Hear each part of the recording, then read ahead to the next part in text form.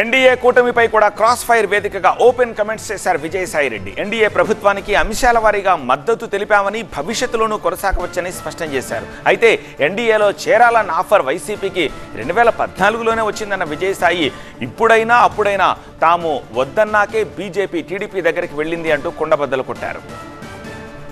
రాష్ట్ర ప్రయోజనాలను కాపాడుకోవడమే ముఖ్య ఉద్దేశం.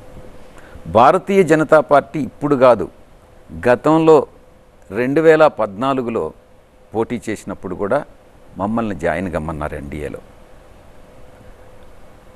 ఆ తర్వాత ఆర్థిక మంత్రిగా పనిచేసినటువంటి అరుణ్ జైట్లీ గారు స్వయంగా నాతోనే మాట్లాడారు.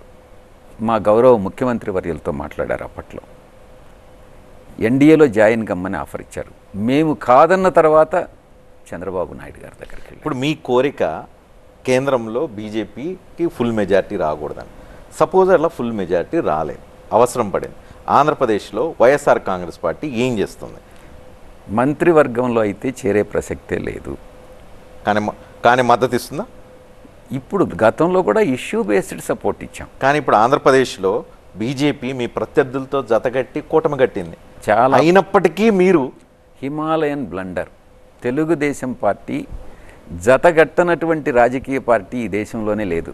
వైఎస్ఆర్ కాంగ్రెస్ పార్టీ ఏ రాజకీయ పార్టీతో జతకట్టలేదు, భవిష్యత్తులో కూడా కట్టదు. మా పార్టీ విధి విధానాల్లో ప్రధానమైనటువంటి అంశం ఏ రాజకీయ పార్టీతో పొత్తు పెట్టుకోము అన్నటువంటిది. దాంట్లో భాగంగా మాకు ఎన్డీఏ నుంచి ఆఫర్ వచ్చినా కూడా మేము ఎన్డీఏలో జాయిన్ అయ్యేదానికి మేము సిద్ధపడలేదు.